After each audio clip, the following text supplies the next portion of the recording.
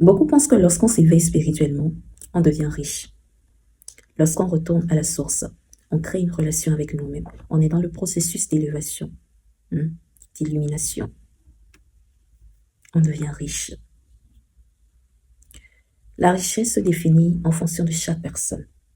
Il y a des gens, leur richesse, c'est la paix qu'elles ont à l'intérieur d'elles. D'autres, c'est la clarté d'esprit. Il y en a, c'est leur sagesse. Et ça varie en fonction de chaque personne. Vous allez voir des personnes qui ont des biens matériels, mais qui ne sont pas en paix.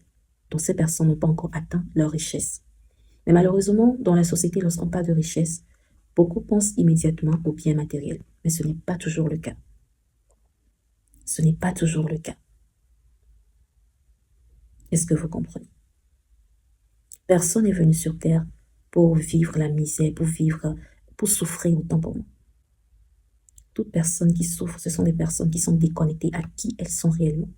Ce sont des personnes qui s'attachent encore à leur ego, qui s'identifient par leur ego. Oui. Lorsque tu oublies qui tu es, tu souffres. Et quand je parle de souffrance, il y a beaucoup de choses.